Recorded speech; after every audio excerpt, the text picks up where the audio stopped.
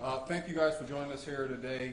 Call for this press conference just to kind of give the community an update on our tragic event that we had where we had one of our air units crash and we lost one of our firefighters.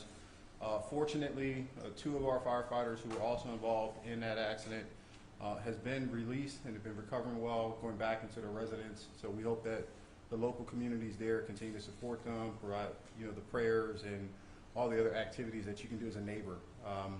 In addition to that, I'm somewhat delighted in the fact that I had a very productive meeting just moments ago speaking to the mayor and our deputy county administrator, Mike Ruiz, about the importance of enhancing our aviation unit's capability. And in order to do that, quite frankly, is we're going to have to procure modern, state-of-the-art aircraft to make sure we can sustain our mission. This is important because of what occurred back in about 2019 when I accepted command. Prior to me coming in, the aviation unit really was just one body, meaning there wasn't the law enforcement and it wasn't the medical air rescue side. Everything was just kind of consolidated and operated under one mission. And it wasn't as efficient. It wasn't as efficient. We started looking at some of the issues that our pilots and our medics were having to make in midair, difficult decisions that was really somewhat forcing them to make a decision about what's really the more public safety interest. And I'm going to give you a scenario so you can understand this. Through my time as a SWAT operator in Coral Springs, I can recall an incident. Individual killed his mother, vacated into kind of a preserve area. We deployed as a SWAT team to apprehend this individual, and at the time, oversight or overwatch was provided through BSO Aviation, and they had to make a decision in terms of fuel consumption. How long can they stay over and watch this individual before they had to break off and save somebody that was involved in a car accident? So understanding that from my own experiences, how it impacts the public safety aspect, we split the missions and instantly seen a lot of great productivity. Last year, we were awarded the International Association of Chiefs of Police Award, deeming us as the best aviation unit on planet Earth. It really took into account multiple countries, etc. So here we are.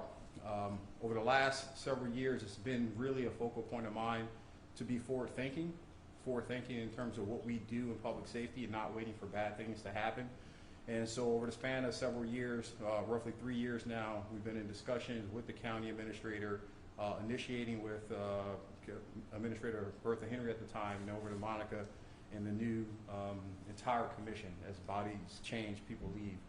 And the plan has always been to replace not only just the current inventory that we have, which is roughly 4 helicopters, and we split 2 for law enforcement, 2 for EMS, but with the flight hours and maintenance, really our aviation unit on the medical side has been flying most of these missions and downing the helicopter, going through the maintenance protocols, and then relaunching. That's not efficient. It's not efficient.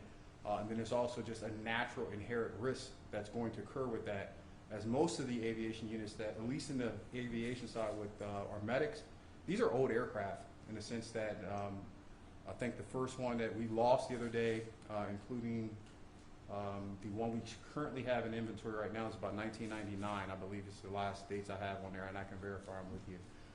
So nevertheless, the county mayor, Mayor Lamar Fisher, reached out. We had a conversation. He said, "Sheriff, I know you were pushing this thing. I know it's coming, but let's sit down and talk and see how fast we can really move this thing." With tragedy, there's an opportunity. We can get this right, or we can continue to wait for the next tragedy to take place. The investigation is still in its, inquiry phases with the MTSB, but we all know from just monitoring the nature of the crash that there was a mechanical issue and there was a fire, and then it crashed into one of our local residents. So my goal is to procure not only what we need now, but having a long-term strategy to make sure, regardless who's standing here as a sheriff or who's standing in that dais as commissioners, they will always have the best, latest, and greatest aviation unit flying overhead.